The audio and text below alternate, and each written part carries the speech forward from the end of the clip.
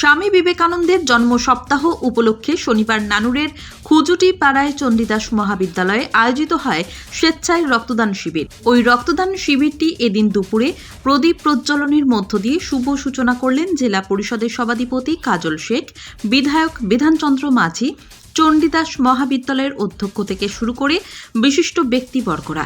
ওই শিবিরে 50 জন ছাত্রছাত্রী রক্তদান করলেন, যাদের মধ্যে ছিলেন এনসিসি এবং এনএসএস বিভাগ, তৃণমূল ছাত্র পরিষদের ছাত্রছাত্রী থেকে শুরু করে ওই কলেজের পড়ুয়ারা। নানুর থেকে শুভদীপ গুহের report, crime press Bengal news.